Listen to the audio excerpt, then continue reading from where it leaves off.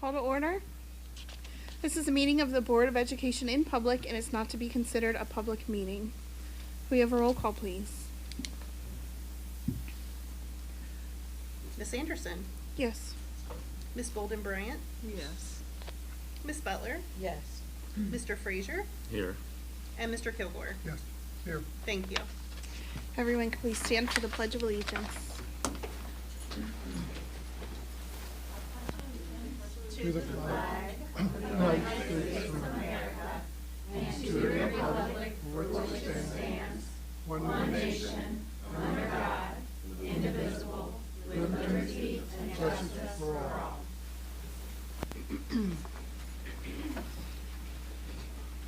All right, is there any discussion of the agenda? We have a motion to accept the agenda as is. So moved. Second. That's Mr. Kilgore, second by Mr. Frazier. Can we have a vote? Miss Anderson? Yes. Miss Bolden Bryant? Yes. Miss Butler? Yes. Mr. Frazier? Yes. And Mr. Kilgore? Yes, Thank you. Can we have a motion to accept the minutes from January 12th, February 5th, and February 12th as they were? So moved. seconded. Mr. Frazier, Mr. Kilgore, was there any discussion on the minutes? Can we have a vote? Miss Anderson? Yes. Miss Bolden Bryant? Yes. Miss Butler? Yes. Mr. Frazier? Yes. And Mr. Kilgore? Yes, Thank you. Okay, do we have any input from the Mount Healthy Teachers Association? Yeah, I There you just are. want to thank you for your consideration of the calendar. I know a lot of work goes into it, both on the administration side and the teacher side. Thank you. All right, do we have any announcements? No? Any presentations? Yes. So if you remember, last July, we made the choice to close our buildings to try to conserve on utility costs. And so Shayna is going to present to us what the savings was for that month of July.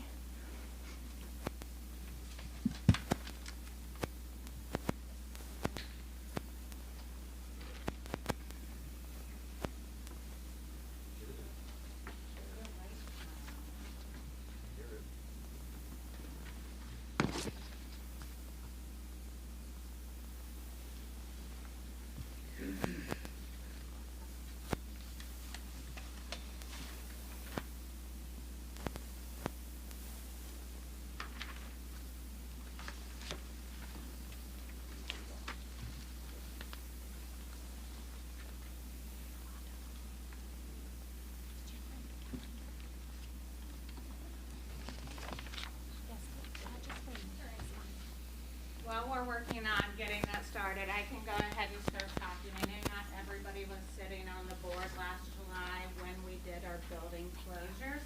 So I just wanted to give an overview of what that looked like. We did close all of our buildings except for the board office 2 days a week. There were a few exceptions of employees that were allowed to be on campus.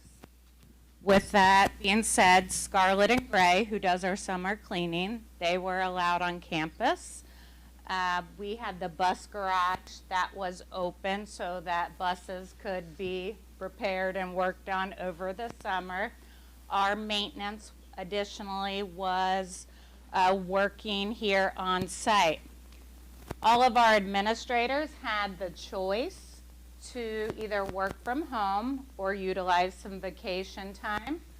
On those days, our board office was open. They were able to come in and do any in-person interviews that needed to occur, as well as Tish and I doing background checks and getting new staff onboarded on those days.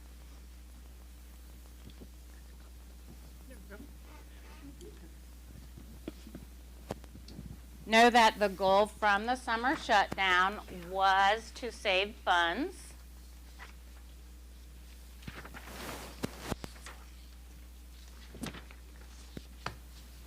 So when I first started calculating what the savings looked like, I ran into a lot of inefficiencies. So what I found is that all of our electric bills were not housed under one umbrella. So it took a lot of manual time to go through each July, part of August, part of part of June as well, to determine what energy was used. So let's talk a minute about what that means. Bills were fragmented. So some of the bills started July 9th and went to August 9th. Some of them started June 15th and went to July 15th. So what I worked on so that moving forward it would be easier to make comparisons, we now have one umbrella account. What that means is I can log on to the Duke Energy website and I can click on each of our individual bills now. What we also did was align those bills, meaning everything now runs from the first day of the month to the last day of the month to make those calculations easier to compare in the future. All right, so kilowatt hours saved. For the July shutdown, we saved 147,016 kilowatt hours.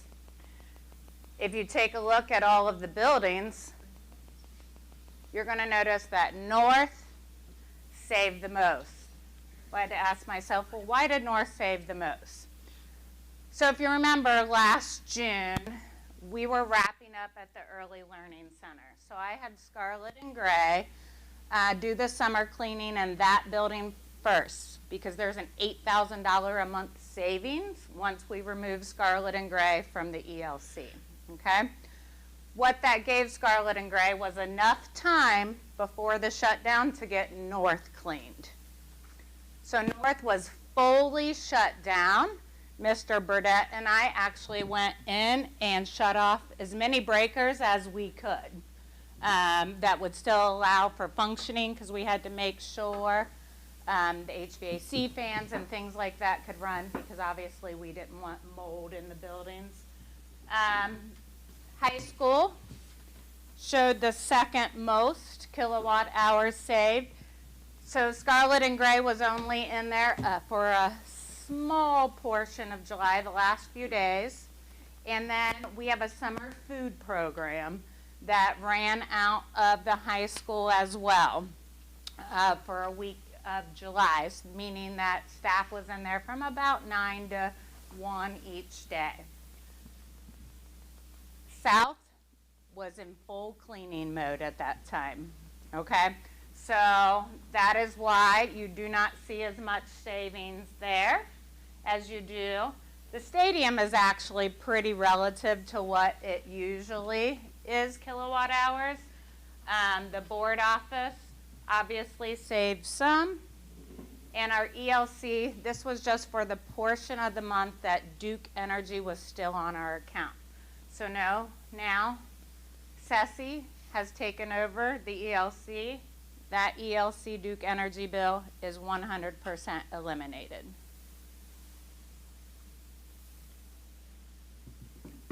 So with the lower kilowatt usage, that totaled $26,084.78. Bottom line, the July shutdown saved us a substantial amount of money. What is the plan this July? We do plan to continue to get those savings. My goal is to get 2 full buildings cleaned, north and south.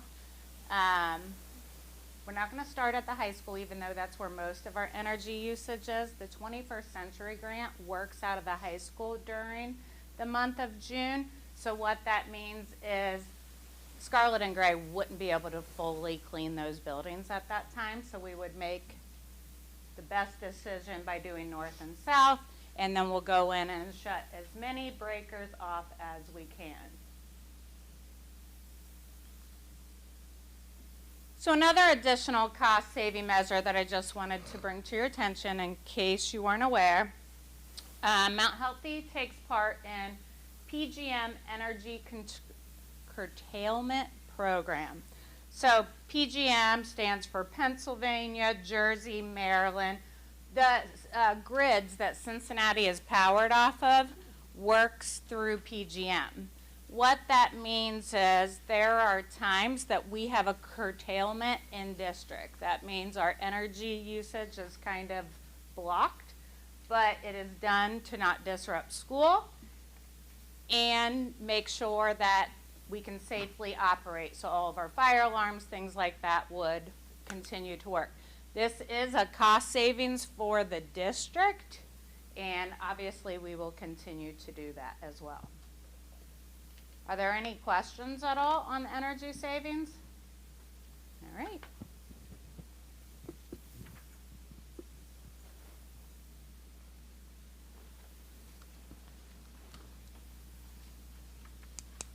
Thank you, Shayna. That's about what we expected to save, right? Yeah, that's amazing. Thank you for doing all that work. Simplify it. That was very clear. No problem. Okay. Moving along, there's no public input that I see. For the members of the audience who do not wish to stay for the business portion of the meeting, now is the appropriate time for you to leave the meeting. So if you were only here for the electric presentation, now would be the time to go. The Great Oaks report, I do have it on my phone, and I actually have January and February's Great Oaks highlights because our January meeting happened before the Great Oaks meeting. So for January, the meeting was January 14th. The board reelected J.B. Stamper from Wilmington as chair of the Great Oaks. Sandy Harrod from Hamilton County ESC was reelected as vice chair. The board was then sworn in by Ohio State Representative Gene Schmidt. Chair J.B. Stamper appointed the following to serve in leadership roles for 2026. Bill Ferguson of Hamilton County ESC was the parliamentarian. Ron Friend from Fairfield Highland County, legislative liaison. Terry Gibson from Lockland, ACTE liaison, and Sandy Harrod, Tim Sharp, Amber Ballard, Bill Herrera, May Hannah Owen, and Terry Gibson were all named as committee leaders. In February, on the 11th, the priority deadline for sophomores to apply for Great Oaks High School campus programs was February 9th. President and CEO Harry Snyder reported the application totals by campus, and the district-wide number of 2,973 applicants between all four campuses is the most received in Great Oaks history. There are a total of 2,100 available spots for incoming juniors. For high school sophomores interested in a program that has more applicants than available spots, February 9th was the last day to be in the running for the oversubscribed programs. All eligible applicants who applied prior to that deadline will be assigned a random lottery number in March to determine placement in those oversubscribed programs. Prospective students will be notified of their status in mid-March. Applications continue to be accepted for programs that have capacity for more students. Also, the Eric Scott Compassion Award was given to Missy Robbins, Technology Integration Specialist with the Teaching and Learning Team. She was recognized for her compassion, professionalism, and grace. And the Great Oaks Board recognized Mary Beth Smith, the executive assistant, by naming the Mary Beth Smith Shelter on the Scarlet Oaks Career Campus. She served as a Great Oaks Career campuses from 1990 to 2026. The shelter is dedicated to her legacy as a place to come together in fellowship and enjoy each other's company. I also wanted to highlight a few Mount Healthy students that are attending Great Oaks. In January, Mount Healthy student Pablo Velasquez, attending the Auto Service Tech program at Diamond Oaks, was placed at Jeff Weiler Kia. And Brandon Martinez, attending Diamond Oaks for welding, was placed at Americraft. And then this past month, in February, Mount Healthy student Quentin Pelka was recognized as February Student of the Month. He's at Diamond Oaks, and he's participating in the vet assisting program. So, Awesome. yay, yeah. We have some cool things happening for our students at the Oaks right now. Okay, moving on to the legislative liaison report, Mr. Frazier. Only thing I really have is House Bill 671 is pending. It's in committee now. We hope that that doesn't pass because that's a bill used to punish any district that wants to sue the Department of Education for vouchers or whatever anything is. So that would jeopardize our ability to make certain decisions. So we're asking that well, not asking, the provisions emphasize careful and legal financial review before we would take any action to ensure that we don't get funding withheld from us. It'll be temporary pending the outcome of the any potential lawsuit. Okay, thank you. Stephanie, can I just add something really quickly Yes. about that? Because there was a reporter who recently reached out to me, and Channel 12 did a story. Our district's name does appear on the list of districts on the coalition's website. That is the group that has filed the lawsuit and is in a legal battle with the Ohio Department of Education and Workforce. However, we have not paid those dues. We are not a member of that coalition. We haven't paid the dues for a couple of years due to the fiscal emergency. So as of right now, that specific legislation wouldn't affect us for the current issue at hand, but in the future potentially could. But I just want to make sure that everyone knew that since our name is on that list. They just haven't updated their list to catch up with where we are. That's good to know. Thank you. Okay, moving on to the report of the treasurer. Thank you. Michael, will you help me out with?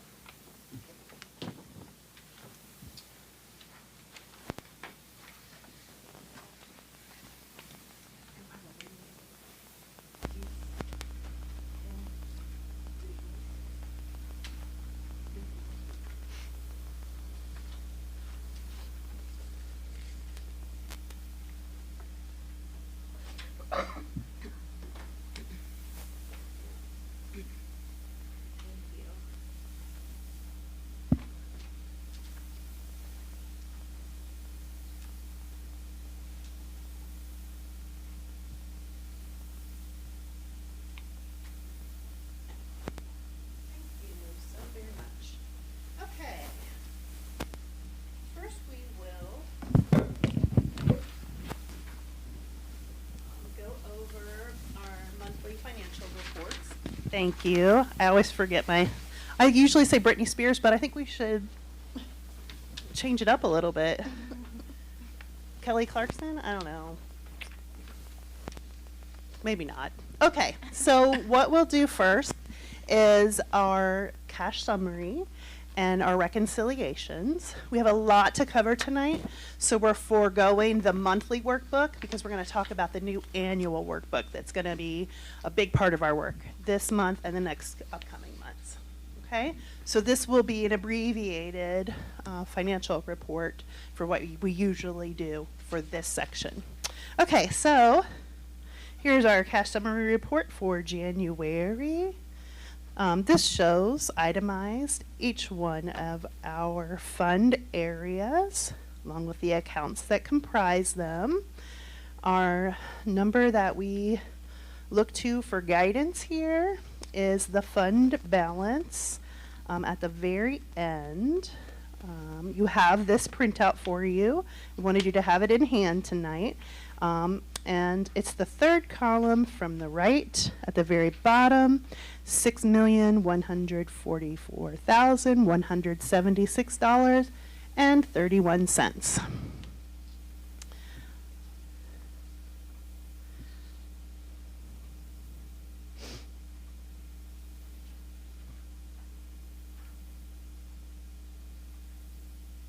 That is going to coincide with our next report.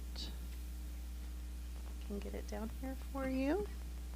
The actual, whoopsie, went too far. This is the actual general fund reconciliation.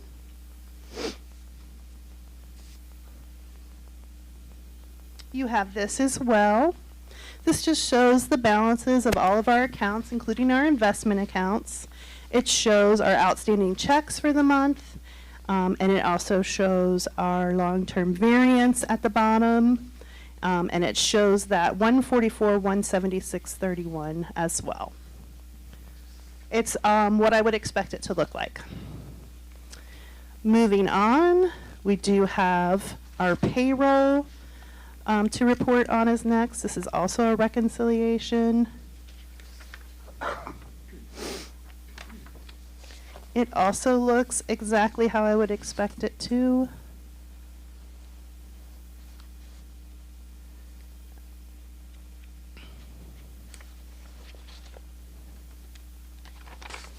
It shows in detail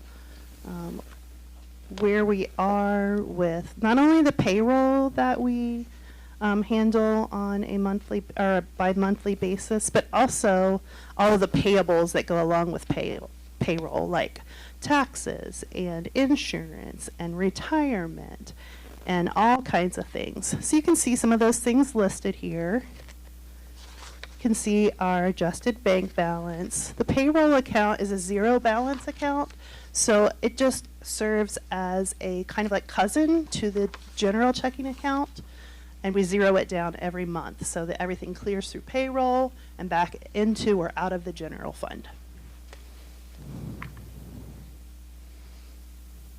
One thing that I have been working on, just FYI, and I'll be continuing to work on it for a while. We do have some older outstanding checks on both accounts, and I've been working on either getting a hold of the people that haven't cashed their checks and saying, hey, what's up? Can we make this work?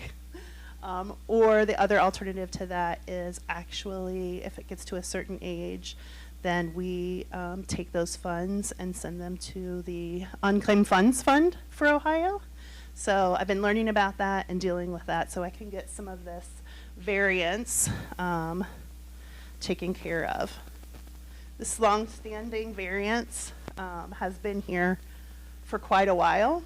So one of my goals is just like I got all of our monthly funds that we go over down to a zero. This is on my goal to clean up things too. So I'm getting there. I just wanted to share that with you. So, but anyway, nonetheless, everything on here is how I would expect it. Okay. Are there any questions about the bank reconciliations? Okay. I think we have to vote on this.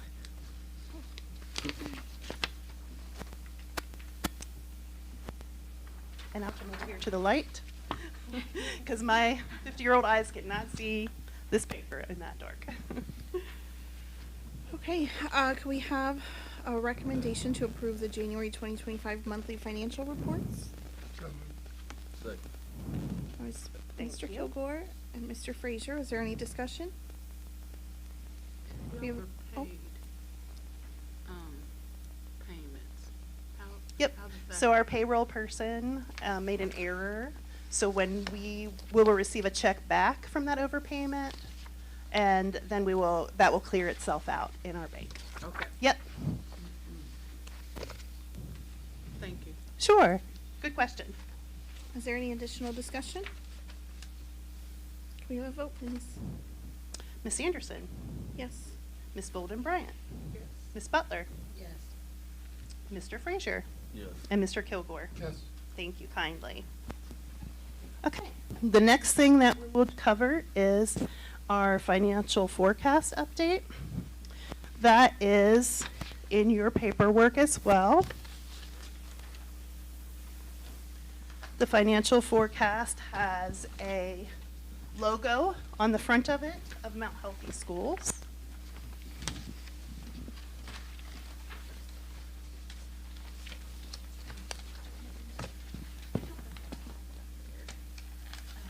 We could just go over it with.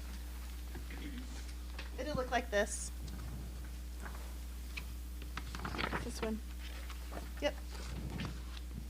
So the financial forecast is a report that is done by school districts at least twice a year by law. Recent legislation has moved it around a little bit in the months that it's required. So February is now a required month. That's why we're doing it now. And it just helps us update our situation about every 6 months. Now, if we were to get a donation from a celebrity for like $10 million, Wouldn't that be nice? Anybody know any celebrities we could ask? we would then want to do a special update to our financial forecast so that we could evaluate what that meant for us. But other than that, twice a year is what we do. So if you look at the front 2 pages, you'll see that this financial forecast covers our past, our present, and our future. Okay, so you can look at the actuals for 23, 24, and 25. Our current year, which is kind of like half actual and half projected at this point in time. And then our future forecast for the 27, 28, and 29 fiscal years. That top box is all revenue. So this shows us our local revenues, our state revenues, and then any additional revenues that we may get for whatever reason, whether it be the TIF monies that we get, whether it be the extra funding that we might get for specific circumstances or reimbursements from other districts, etc. So at the green line at the total at the bottom, you can see the running total revenue for our current February financial forecast. There are a small amount of what they call other financing services that we've capped out at $100,000 a year. So these include things like refunds from a prior year. This includes things like monies that we didn't account for above in any way. So whereas everything up above that is very defined and we pretty much know what we're getting with some variance, this second line of green is a little extra for things that we might get for one reason or another. One year we had a very large revenue in there for ESSER. So I think if you look across that line, you'll see some variations there from like $100,000 to like 18 or 1.8 million. That was those ESSER funds that we got, and they went into that spot. And what happened was they came, the funds came in a year after they were awarded, so that's why it's in that spot. So you can see that's a catch-all. Okay. Any questions on revenue? All right. The next area down is expenditures. This is the block where we really look at where our spending can be capitalized on as best as possible to serve our students. So we're looking at salaries, we're looking at benefits, we're looking at purchase services. Those are the big 3 things that we spend money on to help support our students. And every student, so typical students, atypical students, and support services. Also includes students that have different needs that may not be served here at our district. We have those costs that are embedded in that area as well. Okay. You can see that there's supplies and materials there as well. Supplies and materials is broad, but it does include in our current or future years some planning for curriculum needs. So we will have a couple of renewals on some of our ELA and math areas along with tech. So you'll see a slight increase there, and that's to cover those costs. And they're to replace things that we've used up, so to speak. We try to spread them out a little bit so we don't get stuck with all of those in one year. So it's kind of like an annual plan, and it's different things every year, for the most part. And then if you keep going down, you'll see the capital outlay. That's money that we put aside annually in case of emergency. So if something happens catastrophically to one of our buildings, like a hole in the roof or something like that, that's money that we have aside to help cover those costs. And then if you keep going down a little bit more, you will see our repayment plan for the state. Okay, so all of that is included in expenditures. And then there is an other objects right before the green total line. Again, that's a catch-all as well. So the green line at the bottom of total expenditures is where we stand in terms of our total amount of spending, or projected spending.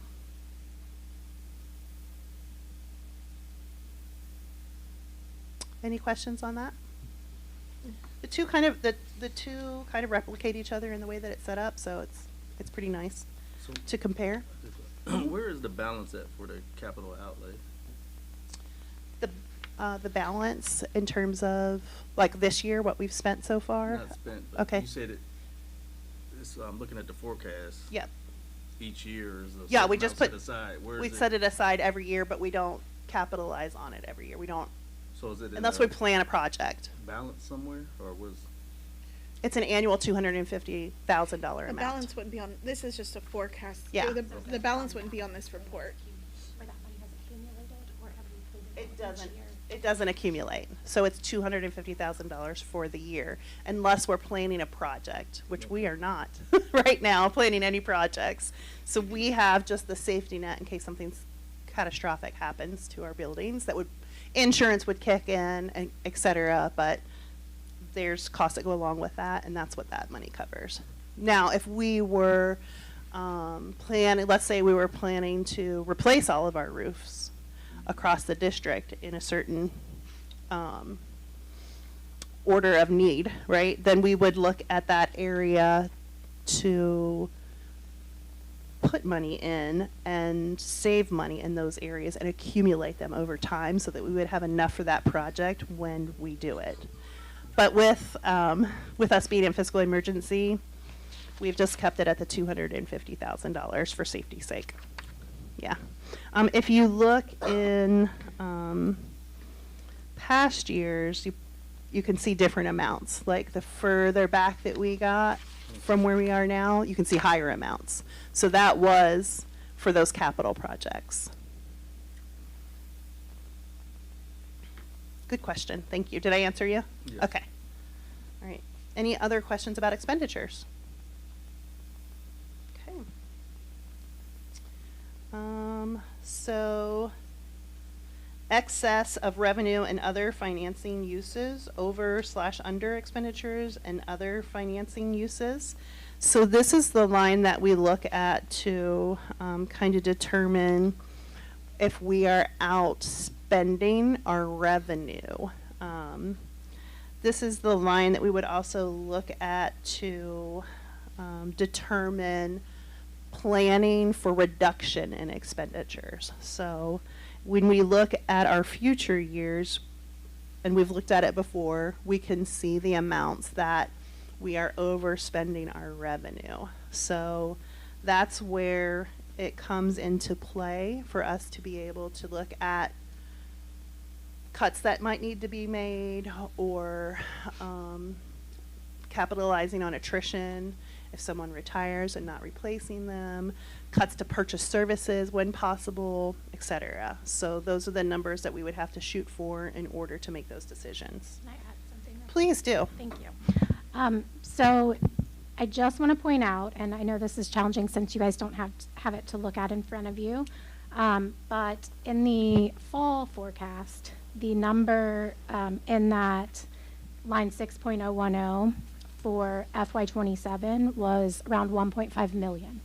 So we were projecting deficit spending for fiscal year 27, which is next year, of 1.5 million. And as a result, our financial recovery plan directive is to find $1.5 million in either revenue enhancements, cuts, expenditure reductions, or changes in assumptions.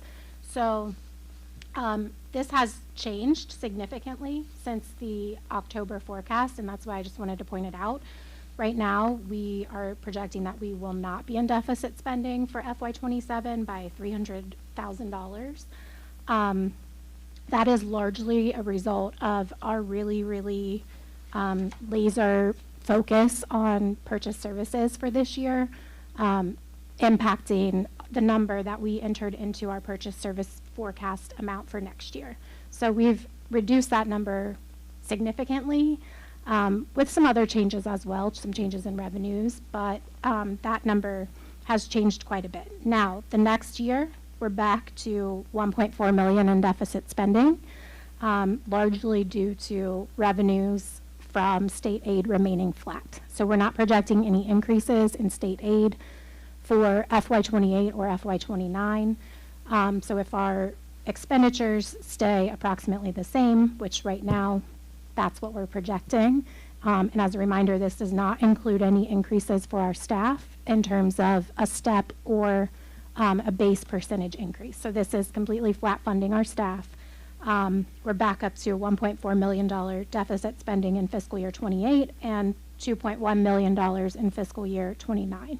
So we still have work to do, and that's what, while we look really good right now for FY27, this just kind of emphasizes looking at FY28 and 29, why we still have a levy on the ballot in May, and how that is truly needed to increase revenues to cover the cost of running the district.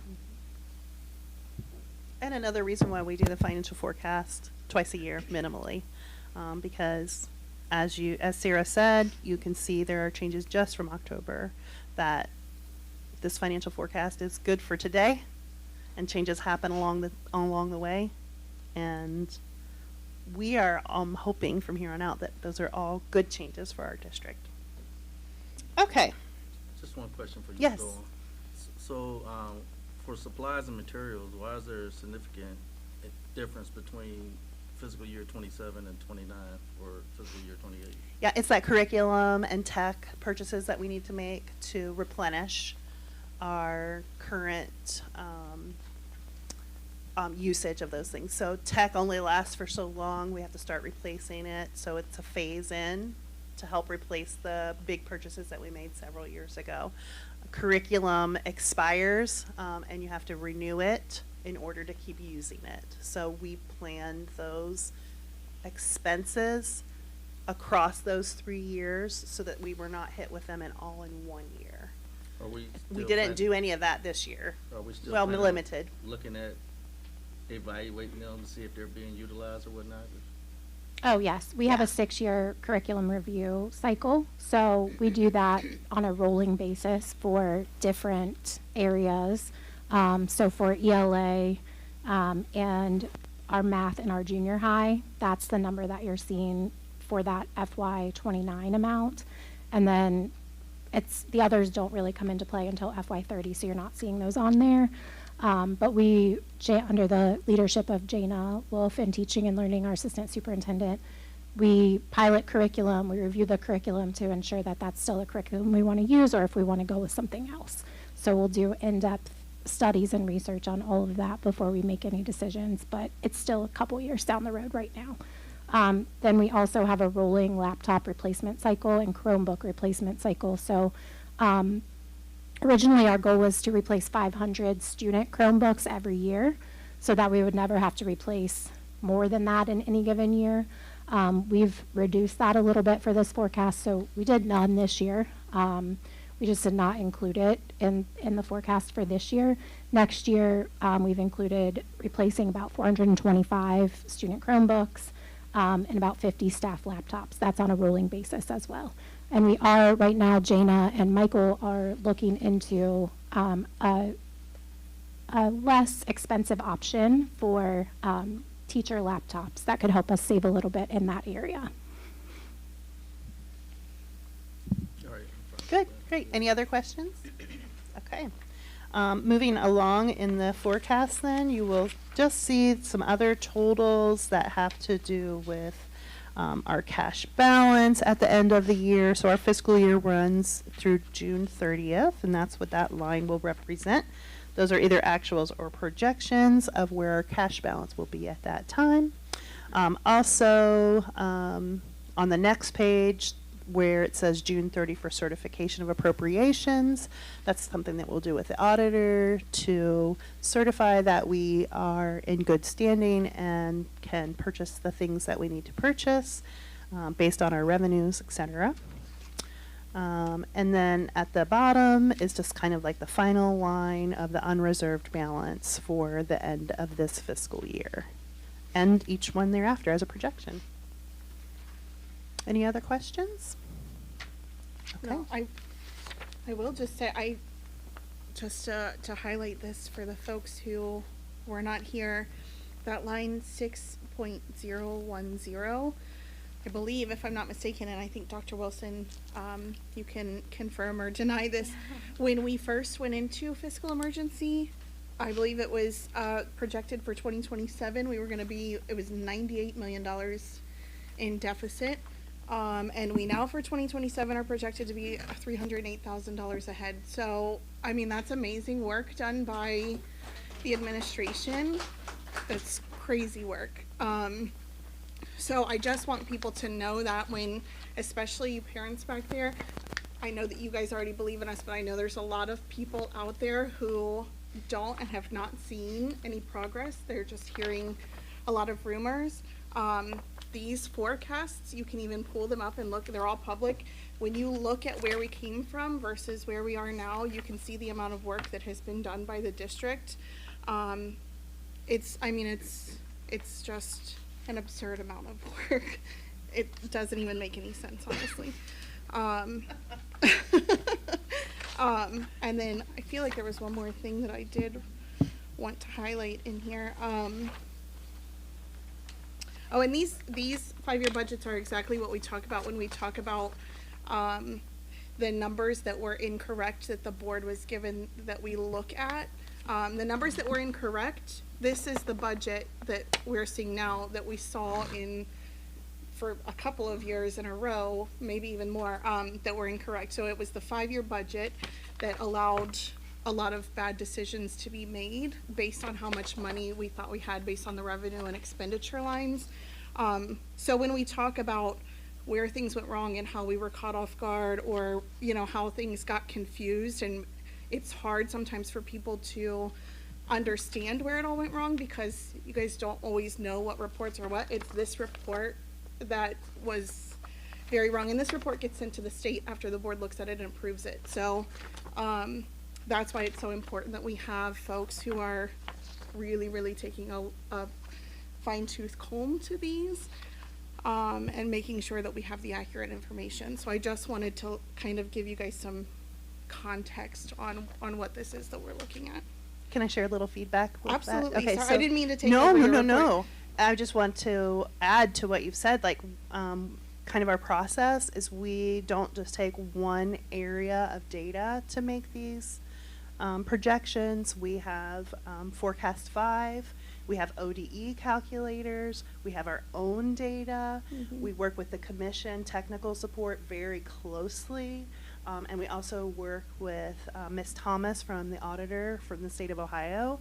So we have a lot of eyes on what we're doing now by default, but also we have evidence to back up what these numbers say instead of just a software kind of doing it for us and then us saying, here you go.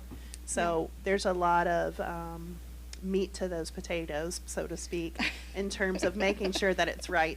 Yeah, if there is ever a time to trust the numbers, it's literally right now while the state is having every single person in the world look at our reports. Yeah, and they're pretty conservative, so we're erring on the side of safety while having a protective nature of our students as well. Yeah. Thank you. Sure, you're welcome.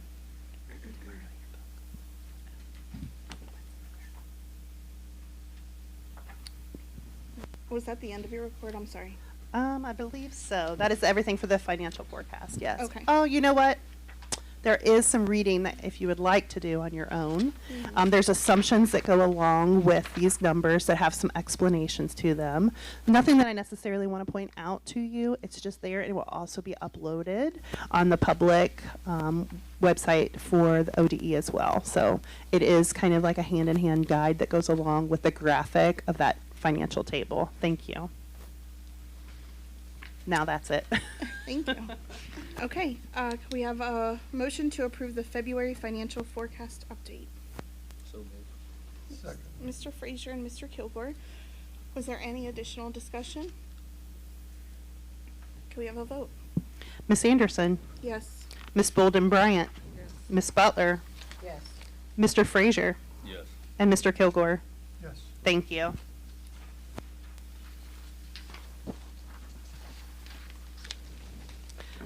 All right. May I move forward? Okay. The next item that we're going to cover is the first time that the board is seeing in detail our new annual FRP. This is 3 tabs of the FRP that our district will be working on and working through over the next few months. We're going to approve, hopefully, those 3 tabs this evening. And what this process does is get us from that October forecast to our new February forecast. So just like our monthly workbook, when you take a look at this, the things that are showing up in that pinkish reddish color are things that have a variance to it and have an explanation that goes along with it. It is expected that things will change over time with our forecast, as we said before. Because there's a variance, though, we want to note, why is this way? Sometimes it doesn't always mean a negative number. Sometimes it's an increase. The pink is just simply showing that there's a variance, okay? So this ties in directly to each one of the line items that you just looked at in our forecast. So there's revenue, there's expenditures, there's our cash balances, that 06010 is there, just looking at us in the eye. So that we can have the data that we need to really evaluate why the assumptions are changing from last time to this time, and why the numbers might have changed from this time to the last time.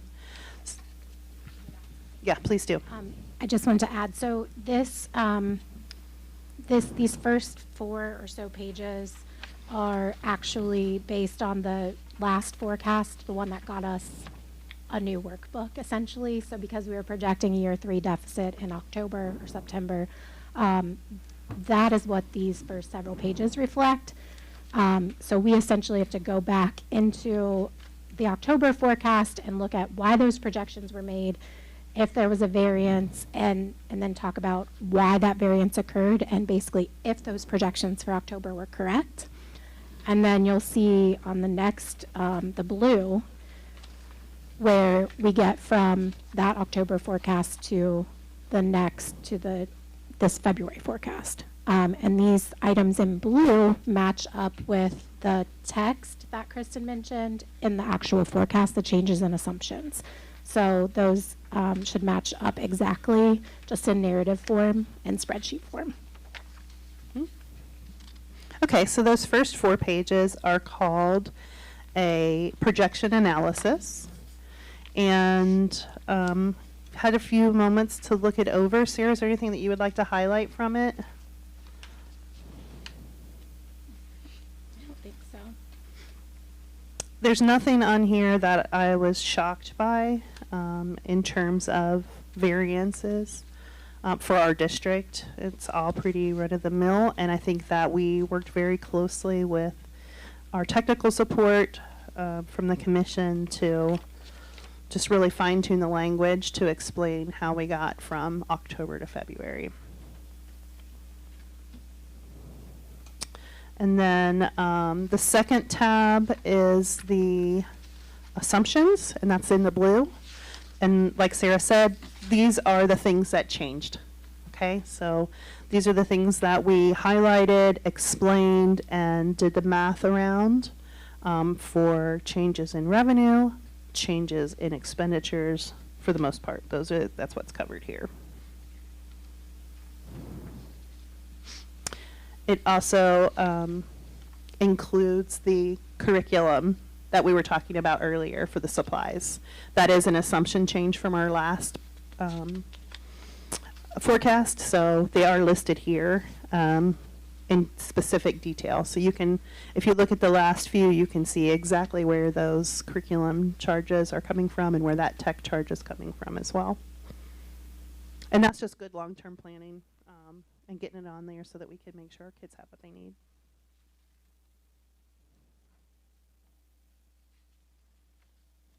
There are some areas of our forecast that are pretty ironclad and we know what we're going to get. And then there's some areas that are contingent upon our student population, contingent upon legislation, etc. So this helps us explain those contingencies and those variances.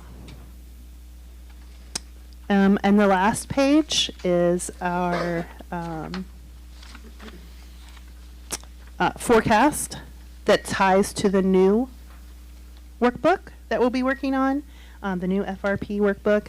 So this, on the very last page where it says updated forecast prior to plan, these are the actual numbers that get us to the forecast that I shared with you this evening. And those numbers coincide pretty much exactly to our forecast. So the workbook and the forecast are the same on that last tab that I shared with you. Same data, it's just in the workbook, because as we work through making decisions for the district that impact us financially, positively or negatively, we will put plan items in this workbook, which are on other tabs of this workbook.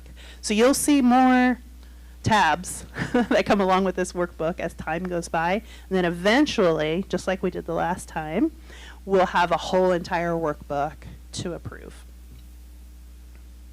And next month, there will be several items based on the FRP directive. So at the January meeting, the commission approved the new FRP, and within it was a directive, like I said before, to eliminate that $1.5 million in deficit spending, which is a little bit of a moving target now, but as well as 10 new analytical reports that we must research and put together to present to you as well as the commission in the month of March, and that will inform our new plan items in terms of that $1.5 million in terms of either expenditure reductions, revenue enhancements, or changes in assumptions. So if I'm reading this correctly, if the May levy passes, then we don't have a deficit through 2029?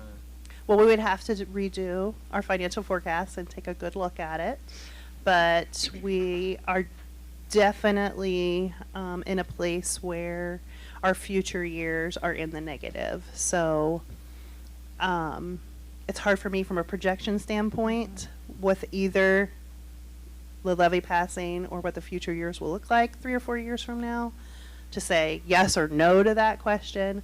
But if the community approved the levy, it would definitely put us in a much better financial situation. And as long as we keep making decisions that are fiscally responsible, it would lead us more quickly to being solvent. We still have those payments that we have to make as well, so that impacts our bottom line over $1 million a year. So in the future, lots of moving pieces with how all of that works out. But my first answer to that would be a new forecast, so that we could sit down and look at it with the most up-to-date information and good intel. But it wouldn't hurt. It would definitely help. It would. It will Get us close, if not over Yeah. the ledge. Yes, exactly. Great question. Was that report finished? Okay. Yeah, unless there's any other questions, that's all I have. Okay. Let's see. We have a motion to approve the projection analysis changes in assumptions and forecast with the updated assumptions worksheet within the financial recovery plan workbook. Can you say that again a little bit? Is that you making a motion? Yes, ma'am. All right, Ms. Bryant, do we have a second? Second. Oh, Mr. Frazier. Any additional discussion? Okay, can we do a vote, please? Ms. Anderson, Yes. Ms. Bolden Bryant, Yes. Ms. Butler, Yes. Mr. Frazier, Yes. and Mr. Kilgore. Yes. Thank you. Moving on to contracts.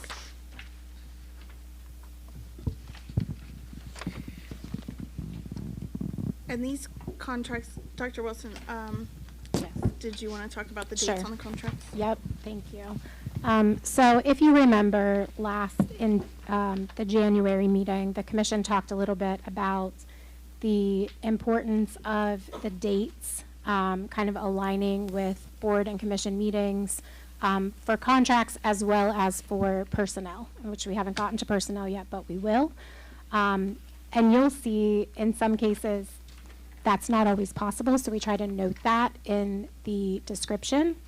So for example, under that first contract, the student moved into our district and was already placed at Warren County, so that's why that contract says 120. That student really did start there at 120, and then we just are kind of at the mercy of the provider to send us that contract, and then we put it through for approval as soon as we get it. And that just happened to be right after the January meeting took place. So that's kind of how that one works. The one looking down for specialized education, this actually was in our original contract that we signed. This is the group that's doing high roads over at the ELC. Our original contract that we signed just said that we would provide a one-on-one aid. The district would hire and provide that one-on-one aid if a student needed it who was placed there.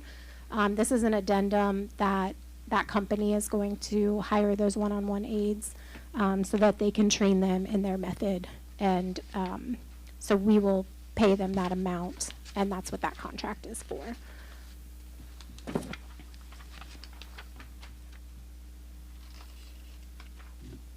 The limitless youth, so this is actually a savings, and we had previously had a psychologist contracted through another agency, and we are reducing that contract. That organization has decided to end employment with that particular psychologist.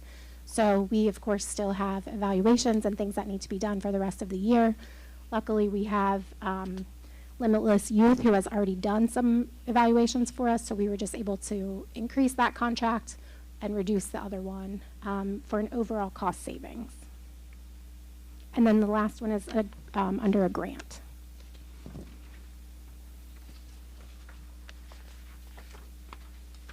Oh, actually, it's not the last one. There's one more. The Hamilton County ESC is under a grant. The last one is for graduation for City Gate Church.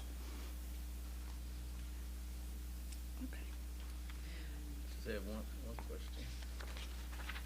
Is this something that we can work with for item number 1 for the, I guess the kids that are incarcerated? Is this something we can work with the sheriff or the administrator at 2020 to get that sooner? Oh, so this is for the contracts, not the, I think what you're looking at is maybe the PO list for the students. You're a little bit ahead. Just a little, yeah, just one ahead of us. But before we do the discussion on the contracts, we do need to get a motion. Could I have a motion to approve the district contracts as presented? So moved. Second. Mr. Kilgore and Mr. Frazier. Okay, were there any questions about the contracts? Okay, could we do a vote on those? Absolutely. Ms. Anderson? Yes. Ms. Bolden Bryant? Yes. Ms. Butler? Yes. Mr. Frazier? Yes. And Mr. Kilgore? Yes. Thank you. Okay, now moving on to purchase orders over $5,000.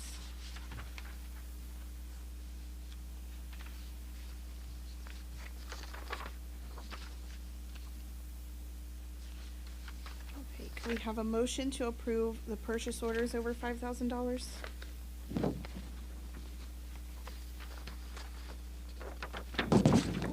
Do we have a motion? I still had a question. We'll do the discussion Okay. after the motion in second. So moved. Mr. Kilgore? Ms. Bryant? Okay, what was your question? Is there a way, would it be beneficial so we can be in compliance with the commission if we can talk to either the sheriff or the administrator at 2020 about getting this information when they get intake as opposed to waiting to receive an invoice?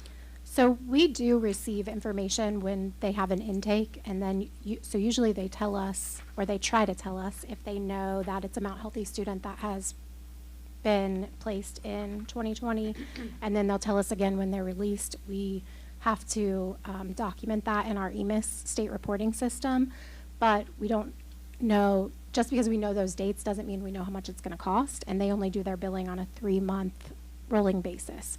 So I don't even know if they know if they can predict how much it's going to cost before they actually run and process the invoices and the paperwork, you know what I mean? So what we've talked to the commission about is just documenting that in as detailed a way as possible in the comments so that they can fully understand why the date on these might go back prior to the actual meeting date. Okay. Was there any other discussion on the purchase orders? Okay, can we do a vote? Ms. Anderson, Yes. Ms. Bolden Bryant, Yes. Ms. Butler, Yes. Mr. Frazier, Yes. and Mr. Kilgore. Yes. Thank you. Moving on to the then and nows.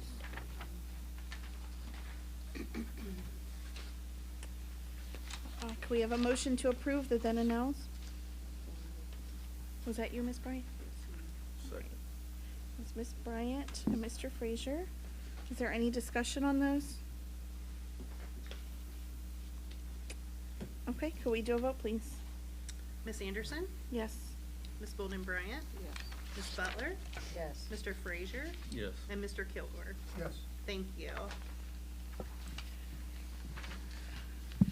Thank you. Moving on to the report of the superintendent. Thank you. Okay, so first I just have a few informational items. As we just discussed, you approved the contract for Citygate Church. Graduation this year will be held on May 19th at Citygate. If you want to make a note of the date. I think May 18th is practice, May 19th is the actual graduation. That Tuesday, I believe. It's the 19th. It's the 18th. No, it's It's the the 19th. 19th. Where does it say the 18th on the agenda? No, It's 2 on the days, contract. 18th Oh, to okay. 19th. So there's a rehearsal and then there's the actual graduation. The graduation is that Tuesday. Thank you, Michael. I also wanted to just talk briefly about our winter benchmark results. So every year we do benchmark testing for all of our students in the fall, in the winter, and in the spring. And so when students test in the fall, we set goals for them based on how much growth we should see or would like to see by the winter projection or the winter benchmark and the spring benchmark. We had a lot of success on our winter benchmark testing, both for English language arts and math in every grade level. So at almost every grade level met their growth goal for the winter. And then we had students who even met their growth goal for the whole year. So last week I got to participate in a fun little celebration at North where students who met their growth goal for the whole year got to pie the principals in the face, which was really, really fun. And they got to choose which principal, but there were a slew of students who met their growth goal for the entire year, which was wonderful to see. And then that also gives us information about projected proficiency rates on our state testing that will be coming up in the spring. So I just wanted to report some exciting news on that. And then last but not least, I wanted to talk a little bit about our snow days. So I feel like someone gifted me the joy of calling snow days up my first year as a superintendent. Never knew I was going to have to call that many. But we always are monitoring our total number of hours so that we can stay in compliance with what the state requires for our students' instructional time. So I just want to let everyone know that we had 10 calamity days built into our schedule. We have used 9 and we have 1 left. So everyone cross your fingers for no more snow and ice. Or extreme cold. Or extreme cold. We do really, really deliberate on those decisions. We do not make them lightly, but ultimately we put the safety of our students and staff first. And so if you know, if we do have more days, we will call calamity days still if we need to. That will not impact the decision-making because safety comes first. If we have more than one, we will have to schedule a makeup day. Luckily, we do have some days built into our calendar in the spring that we could, currently they're not student days, but we could shift them to be student days so that we wouldn't have to go into the summer. So that's just an update on that. Any questions about any of that information? No. Okay. Item B is to approve the resignations as listed. Can I have a motion to approve the resignations? There's Miss Bryant. Is there a second? Miss Butler? Okay, is there any discussion on those resignations? Okay, can we do a vote, please? Miss Anderson, Yes. Miss Bolden Bryant, Yes. Miss Butler, Yes. Mr. Frazier, Yes. and Mr. Kilgore. Yes. Thank you. Item C is to approve the administrative personnel as listed. And this is very exciting because it is for Kristen Yancey to be our official treasurer of the district. Yay. Thank you. Could I have a motion to approve the administrative personnel? Second. Okay, that was Mr. Frazier and Miss I don't. Bryant. Oh, you said- Moving on to discussion really quickly. Oh, discussion, sorry. Discussion. Don't get I got excited. I know this is about you, but just give it a beat for a second. Yes, ma'am. I just want to say really quickly, when we did interview for this position, we had a couple of candidates. We gave them all a fair and exact same interview. I am not speaking for the board when I say this. I'm speaking for me personally, and I say this with a lot of respect and value to what Miss Yancey has brought to the district. I went into it very unbiased, and I wanted legitimately to find somebody better than Miss Yancey. Not because she has not been doing a great job, but because I think that Mount Healthy really deserves the absolute best treasurer that is out there. We need the best treasurer. And I did not take that lightly. I did not come into it just wanting to give that job to Miss Yancey. And fortunately for our district, it seems we already do have the best treasurer based on these interviews that we conducted. So me personally, I'm just really thrilled by that because like I said, I wasn't sure going into it how I was going to feel about the candidates, and I'm much more confident with her, not just based on her work, but just strong interview and stronger work. So congratulations, a holy congratulations, Thank you so much. very well deserved. I was there, yeah. Did Thank you. Was That'll there, give me motivation to keep pushing forward and moving forward for all of us and together as a team too, because it's definitely a team effort between the board, between everybody at our school district and our community. So just thank you, and I reciprocate. it's wonderful. Did anyone else have any discussion before we take a vote? All right, here we go. Miss Anderson, Yes. Miss Bolden Bryant, Yes. Miss Butler, Yes. Mr. Frazier, Yes. and Mr. Kilgore. Yes. Thank you. Yay. Thank you. Okay, next, item D, we have approval of classified personnel as listed there.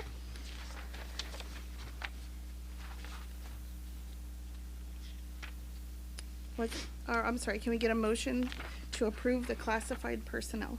So moved. Second. Mr. Kilgore and Miss Butler.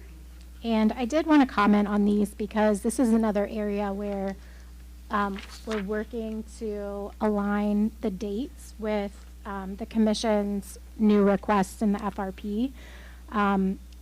Sometimes we have a need to start staff immediately because of the need for continuity in our operations. A lot of times these are classified staff who we need to have as aides in our classroom, which is critical to the safety of those classrooms and those students being able to get a free, appropriate public education.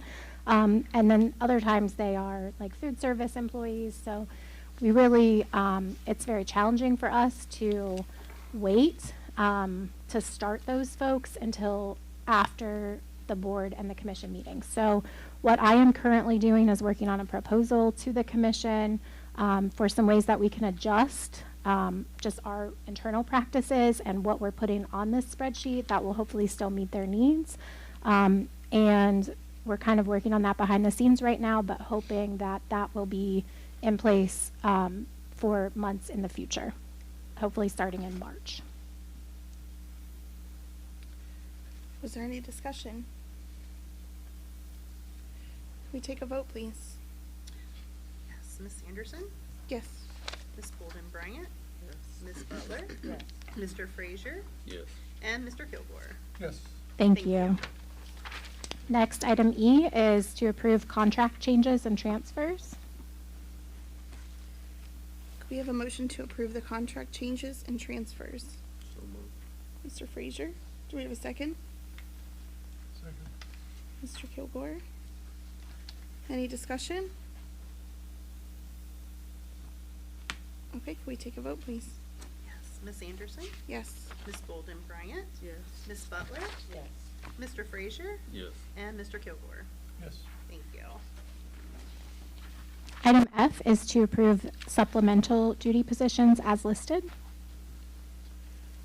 Could we have a motion to approve the supplemental duty positions? Ms. Bryant, do we have a second? Second. Mr. Kilgore? And do we have any discussion? I just wanted to note that these are registered behavior technicians these employees were hired as part of an improvement plan that we have with the state for our special ed performance indicators.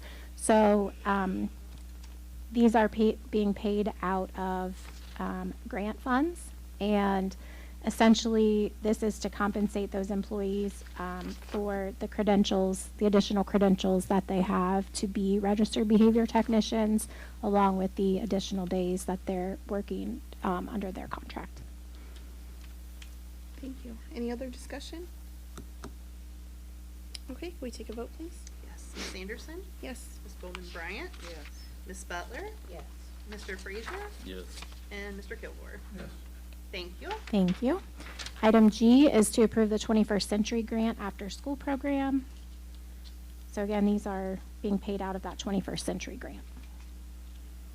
Okay, can we have a motion to approve the 21st Century Grant After School Program? So moved. Second. Mr. Frazier, Ms. Bryant? Is there any discussion? Okay. I can share a little bit. Yeah, please. These are positions that we're expanding in some areas because of either student need or student interest. And we have the funds available to do that within the grant. But I know that one of the positions is to help with tutoring for Ohio State testing and other areas like that. And then one is going to be focusing on volunteerism. So just FYI, so you can understand why we're adding them now versus at the beginning of the year. It's just an expansion. And just for clarity's sake, I think everyone on the board knows this, but just for clarity's sake, this does not affect the 5-year forecast whatsoever. The grants don't, so. Correct. Was there any discussion? Can we do a vote? Yes. Ms. Anderson, Yes. Ms. Golden Bryant, Yes, ma'am. Ms. Butler, Yes. Mr. Frazier, Yes. and Mr. Kilgore. Yes. Thank you. Thank you. Item H is to approve the school calendar, the proposed school calendar for 2026-2027 school year. You do have a copy in front of you. We have a motion to approve the 2026-2027 proposed school calendar. So moved. Mr. Kilgore Second. and Mr. Frazier. Was there any discussion on that calendar? Just so everyone kind of has an idea of how the calendar is created, this is kind of laid out in our collective bargaining agreement. We have a committee that works on the calendar. It's made up of some folks from our teachers union as well as some administrators. And we kind of do several iterations of the calendar. We have some basic requirements that we have to meet. For example, the total number of days have to stay at 163. And then those other areas like holidays and things that have to be included each year. So we do a few different iterations. The staff votes, and then we bring the calendar forward to you that received the most votes from the staff. Any additional discussion? Can we take a vote, please? Yes. Ms. Anderson? Yes. Ms. Bolden Bryant? Yes. Ms. Butler? Yes. Mr. Frazier? Yes. And Mr. Kilgore? Yes. Thank you. Thank you. Item I is to authorize membership in the Ohio High School Athletic Association. This is something that we do every year. We have a motion to authorize membership in the Ohio High School Athletic Association. So moved. Second. Mr. Kilgore, Ms. Butler, I heard you first. Was there any discussion on this? Yes. So, where we at with the other organization that we were discussing? So this is just for the Ohio High School Athletic Association. The other, nothing else has occurred since the last time the board met with joining the League for Football. Okay. This is completely separate from that. Anything else? Can we take a vote, please? Yes. Ms. Anderson? Yes. Ms. Bolden Bryant? Yes. Ms. Butler? Yes. Mr. Frazier? Yes. And Mr. Kilgore? Yes. Thank you. Thank you.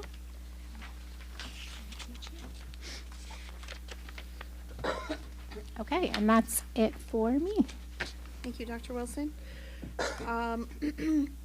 We will be going into an executive session in just a moment. Was there any open discussion by the board before we do so?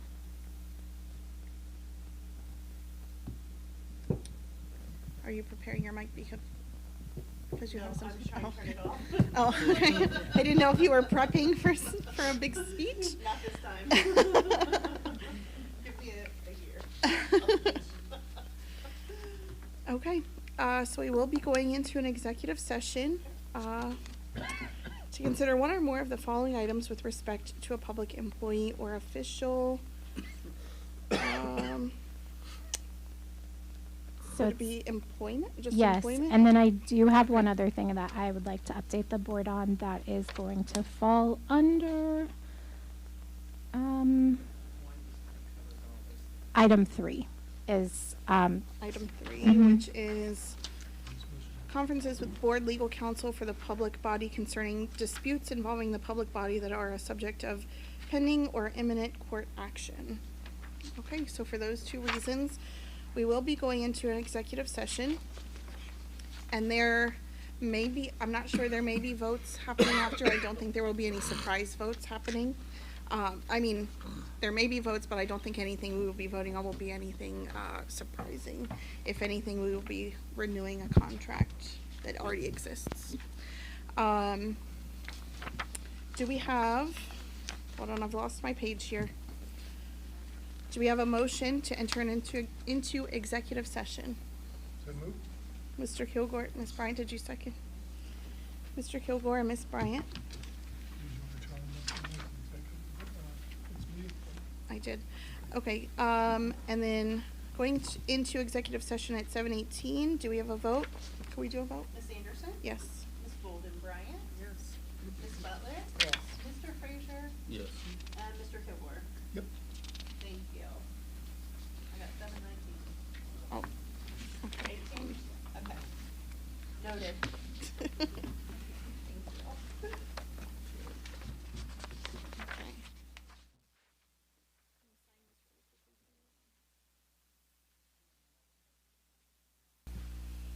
Okay, just to repeat that since my mic was off, we returned to open session at 8:23 p.m. and we are adding an item on the agenda. It would be item 70, is it 70? Okay. Item 70. And that is going to be Dr. Wilson's contract renewal. Can we have a motion just to add the contract onto the agenda? So moved. It was Mr. Kilgore and Ms. Bryant. Okay. Was there any discussion regarding adding it to the agenda? Could we have a vote, please? Ms. Anderson? Yes. Ms. Bryant? Yes. Ms. Butler? Yes. Mr. Frazier? Yes. And Mr. Kilgore? Yes. Thank you. Okay, and then item 7E is going to be Dr. Wilson's contract itself. And that is just to renew the contract as we just discussed in the executive session. Could we have a motion to renew that contract, please? So moved. Second. Ms. Bryant and Mr. Frazier. Was there any discussion regarding that contract? I think we discussed it. I know. Okay, can we get a vote, please? Yes. Ms. Anderson? Yes. Ms. Bryant? Yes. Ms. Butler? Yes. Mr. Frazier? Yes. And Mr. Kilgore? Yes. Thank you. Okay. Moving along, Board of Education report. Our next board meeting is March 16th at 6 p.m. But we do have a commission meeting coming up. Our January commission meeting is January 25th, I believe, at 5. Oh, Yep. I'm in January. Yeah. Bless your heart. I don't know how we got to February already. February 25th is our commission meeting at 5:30. And then March 16th is the next board meeting, followed by, whatever, I thought the commission meeting date was on here, but it's not. Followed by another commission meeting in late March. We'll figure that out when we get there. Great. Okay, could I have a motion to, clearly I'm tired and we need to adjourn this meeting. Can we have a motion, please? So moved. Mr. Kilgore and Ms. Bryant. Any discussion? All in favor? Aye. Adjourned at 8:26 p.m.